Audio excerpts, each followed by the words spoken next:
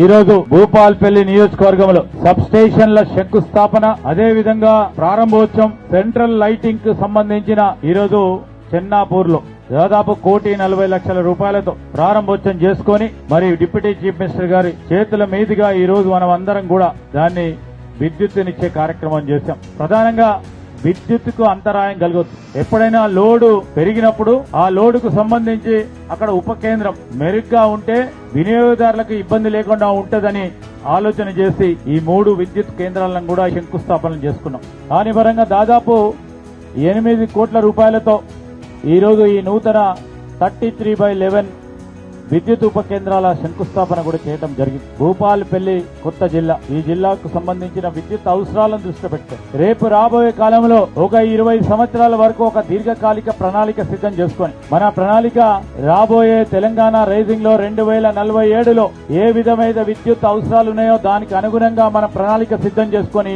ముందుకెళ్లే కార్యాచరణ తీసుకుంటున్న తరుణంలో మీరు కూడా చురుకుగా పనిచేయండి. ప్రతిపక్షాలకు సంబంధించి ఏమన్నారు? కాంగ్రెస్ వస్తే కరెంట్ ఉండదు చూడు అన్నారు. ఇప్పుడు సంవత్సర కాలం నుంచి ఈ రోజు విద్యుత్తుకు అంతరాయం కలగకుండా నిరంతరం 24 గంటలు ఇచ్చిన కరెంట్ ఇచ్చిన ఘనత కాంగ్రెస్ పార్టీకి సంబంధించిన మా ప్రభుత్వానిది, మా మిత్రులది. దానికి తోడు ఏం చేసినాం?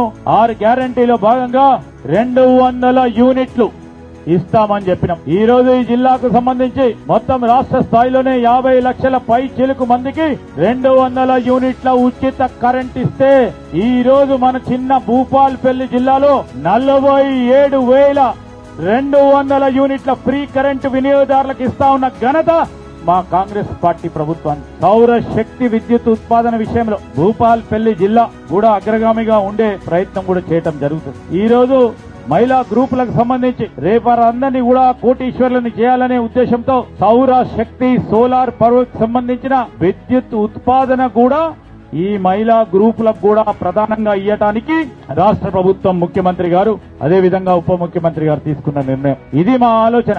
మాటల వరకే కాదు, చేతల్లో చూపెట్టే మా ఆలోచనమైన ప్రభుత్వం.